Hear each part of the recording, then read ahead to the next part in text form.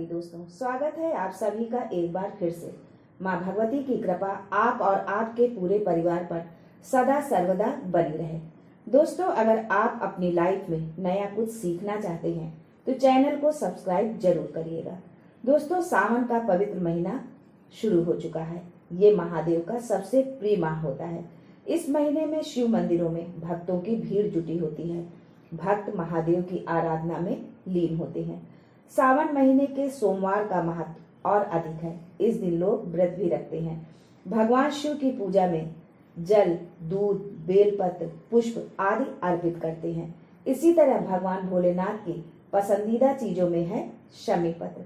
दोस्तों, हिंदू धर्म में सावन के महीने में भगवान शिव को शमी पत्र यदि आप इस तरह चढ़ाते हैं तो भगवान आपकी मनोकामना अवश्य पूरी करेंगे।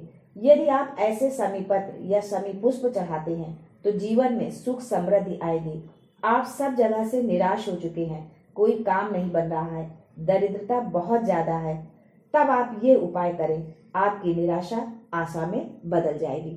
लेकिन दोस्तों, उससे पहले आपसे रिक्वेस्ट करती हूँ कि वीडियो को लाइक करिएगा, दोस्तों को शेयर कर दीजिएगा, और अगर आपने अभी तक चैनल को सब्सक्राइब नहीं किया है तो चैनल को सब्सक्राइब करके बेल आइकन जरूर दबाइएगा। दोस्तों, सावन का पवित्र महीना भगवान शिव को समर्पित है। ये महादेव का सबसे प्रिय माह होता है। इस महीने में महादेव अपने परिवार सहित पृथ्वी पर निवास करते हैं और भक्तों की मनोकामना पूर्ण करते हैं। दोस्तों, हिंदू धर्म में मान्यता है कि सावन महीने में भगवान शिव को शमी पत्र यदि आप इस तरह चढ़ाते हैं तो ये बेहद फलदायी होता है। सही ढंग से चढ़ाया गया एक शमी का पत्ता आपके जीवन को सुख समृद्धि से भर देगा। मान्यता है कि सावन माह में या किसी भी महीने के सोमवार के दिन यदि आप जलाभिषेक के बाद गाय का दूध चढ़ाते हैं तो ये बेहद शुभ होता है। इसके पश्चात ही शिव जी को धतूरा, बेलपत्र, मदार के फूल और शमी पत्र चढ़ाइए। शमी वृक्ष का निर्माण उमा और महादेव के मिलन से, उनकी वार्ता से जो नयन से अश्रु बहा और दोनों का जो मिलन हुआ, उससे शमी वृक्ष की उत्पत्ति हुई। इसलिए सारे वृक्षों में शमी को श्रेष्ठता दी जाती है। 33 कोटि देवताओं के पूजन में यदि कोई पत्ती चढ़ सकती है तो वो शमी की पत्ती चढ़ सकती है। बेलपत्री आप शिव जी को, दुर्गा जी को, गणेश जी को, विष्णु जी को चढ़ा देंगे। ब्रह्मा जी को बेलपत्री नहीं चढ़ती है। दूर्वा आप गणेश जी को, शंकर जी को चढ़ा सकते हैं, लेकिन शमी की पत्तियां किसी भी देवी देवता को, किसी भी ग्रह देवता को आप समर्पित कर सकते हैं। शिव पुराण के अनुसार मंदार और शमी ने भगवान शिव की आराधना करी। उनकी आराधना से प्रसन्न होकर भोलेनाथ ने वर दिया कि अगर भूल से भी कोई आपकी पत्ती और पुष्प समर्पित कर देगा, उसे हजारों अश्वमेघ यज्ञ के स्नान का जो पुण्य होता है वो एक क्षण में ही प्राप्त हो जाएगा। शिव पुराण की कथा में वर्णित है कि एक, आप अपना कर्म करना मत भूलिए, मेहनत करना मत भूलिए, और दूसरा, महादेव पर विश्वास करना मत भूलो।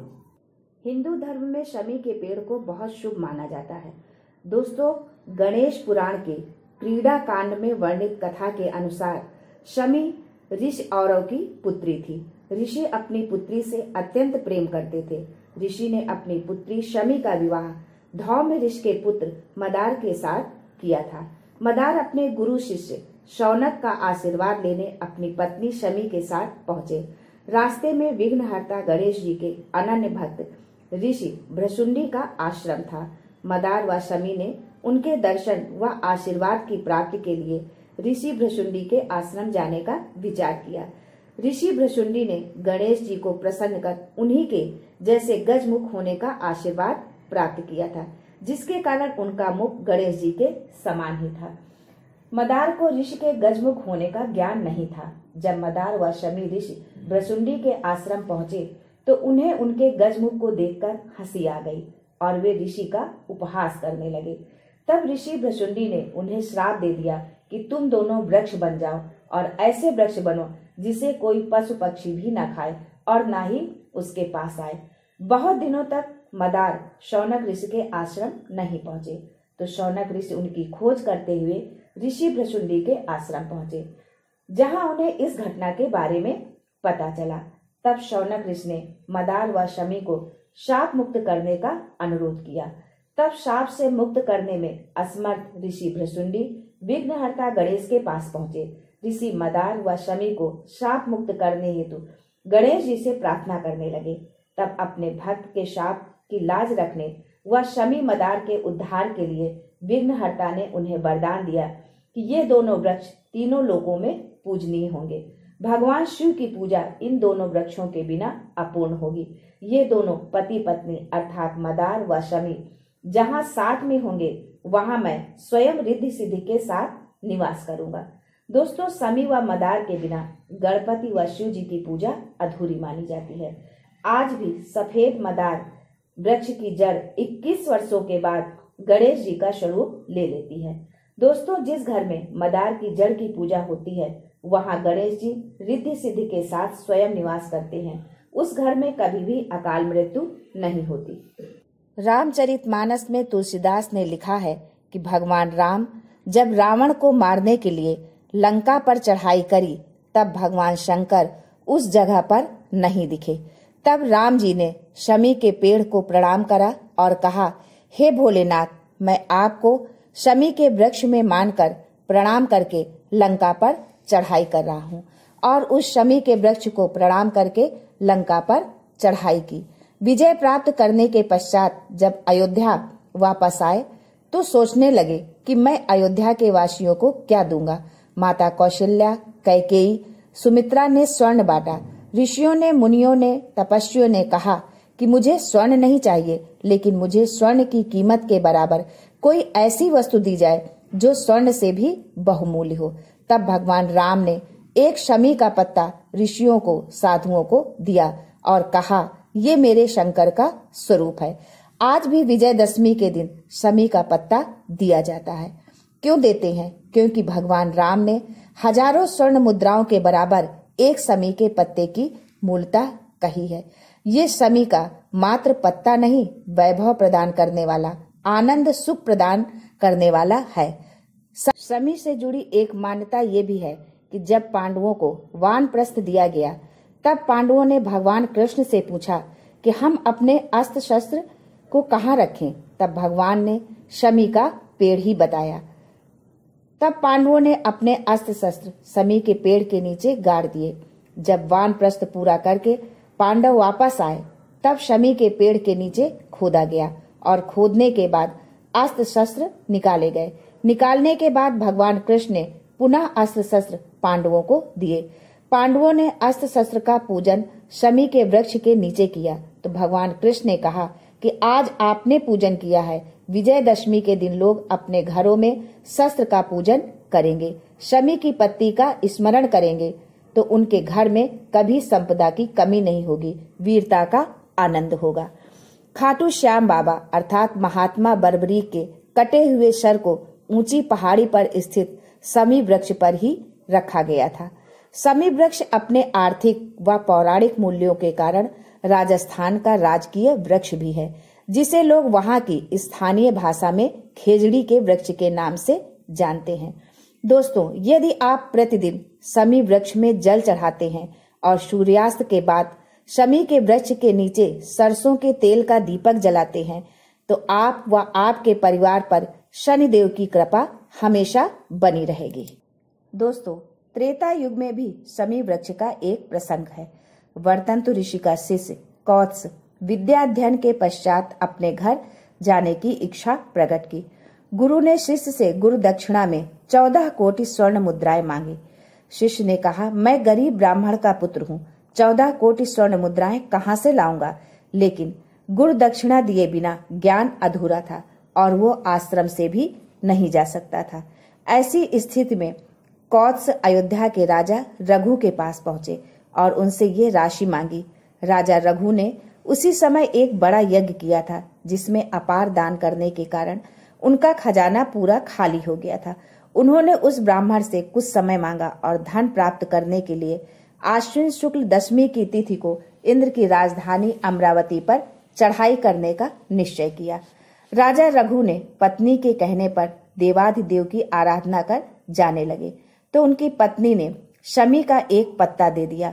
राजा रघु ने वो पत्ता भगवान भोलेनाथ को समर्पित किया और इंद्र पर आक्रमण के लिए चले गए। इंद्र के पास राजा रघु पहुंच नहीं पाए। स्वयं इंद्र आकर राजा रघु के सामने खड़े हो गए। इंद्र बोले, आप आक्रमण का विचार त्याग दें। आपको 14 करोड़ स्वर्ण मुद्राएं चाहिए ना, चिंता का विषय नहीं है।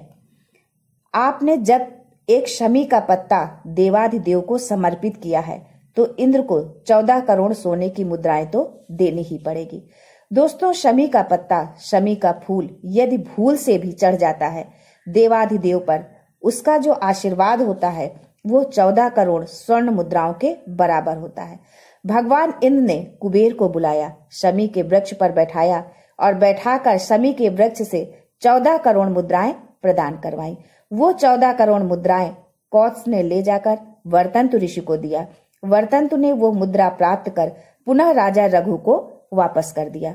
वर्तंतु ने कहा, राजन, शमी की महत्ता को जानना था, इसलिए ये लीला रची थी। दोस्तों, आपसे निवेदन है कि जब कभी लगने लगे कि दरिद्रता, आर्थिक तंगी पीछा नहीं छोड़ रही है, तब आप ये प्रयास जरूर करिएगा। कहीं न जाना है, बस एक शमी का पत्ता, शमी का पुष्प देवाधिदेव को समर्पित कर दीजिए तो आप खड्डे में नहीं गिरेंगे, और गिर भी गए हैं तो बाहर आ जाएंगे। धन संपदा में शमी के पत्ते और पुष्प की बड़ी महत्ता है। शिव कथा में एक शमी का पत्ता, एक शमी का पुष्प आपके जीवन में फल की अनुभूति करा देता है। ये पत्ता शिव को, गणेश को और शनि को प्रिय है। दोस्तों, ये थी शमी वृक्ष से जुड़ी कुछ पौराणिक कथाएं। इन कथाओं के माध्यम से मैं सिर्फ शमी पत्र का महत्व, उसकी शक्ति आप सबके सामने उजागर करना चाहती थी। अब आगे जानते हैं कि शमी की पत्ती को कब, कहां, कैसे चढ़ाना है और उससे क्या फल मिलता है। दोस्तों, शमी की पत्ती को चढ़ाने का एक नियम है। पहले आप संपूर्ण जलाधारी को हाथ से साफ कर दीजिए। शिवलिंग पर जल चढ़ा दे। चंदन, अबीर, गुलाल, अक्षत, बेलपत्र, धतूरा, जो भी आपको चढ़ाना है सब कुछ चढ़ा दीजिए। संपूर्ण श्रृंगार करने के बाद शमी की पत्ती को माँ जगत जननी की जलाधारी को मात्र स्पर्श करा के शिवलिंग पर आखिरी में समर्पित करें, जिससे माँ जगत जननी हमारे मन की कामना को देवाधिदेव महादेव के कानों में श्रवण करा दे। दोस्तों, जब बहुत ज्यादा मात्रा में दरिद्रता हो, बहुत कष्टमय जीवन हो, तब बेलपत्र और शमी पत्र का प्रयोग करके जरूर देखना। प्रैक्टिकल करने में क्या जाता है, बस आपकी भक्ति, आस्था और विश्वास पक्का हो। देवाधिदेव पर भोलेनाथ किस रूप में आपकी मदद करेंगे ये तो वही जाने। बस विश्वास दृढ़ ही हो। बस आप अपना कर्म करना, मेहनत करना ना भूलो और दूसरा महादेव पर विश्वास करना ना भूलिए। ये शिव पुराण में वर्णित है। दोस्तों, शमी की एक पत्ती में जितनी पत्तियां लगी होती हैं, इस पत्ती में से एक पत्ती में बहुत सारी पत्तियां होती हैं। एक पत्ती में जितनी पत्तियां होती हैं और एक पत्ती तोड़ने पर उसके अंदर जितनी पत्तियां होती हैं, उतने जन्म मनुष्य के मृत्यु लोक में नहीं होते। 84 लाख योनियों में से उतनी योनियां कट जाती हैं और देव योनि प्राप्त होती है। दोस्तों, एक बात अवश्य याद रखें, जब आप शमी पत्र अर्पित करें तो शमी पत्र की डाली समर्पित नहीं करना चाहिए। डाली समेत चढ़ाने से रोग की उत्पत्ति होती है। डाली सहित शमी पत्ता अगर किसी भी देवता को आप चढ़ा देते हैं तो उससे हमारे कमर में, घुटने में, पीठ में, सिर में दर्द 15 दिन के बाद धीरे धीरे चालू हो जाता है। इसलिए शमी पत्र का नियम है कि उसकी पत्ती को तोड़कर फिर भगवान को समर्पित करें। बेलपत्र की यदि डाली चढ़ गई है तो वो स्वीकार है, पर शमी पत्र की डाली स्वीकार नहीं है। इस बात का विशेष ध्यान रखें। आज के लिए बस इतना ही। दोस्तों, मिलते हैं अगले वीडियो में। तब तक के लिए हर हर महादेव।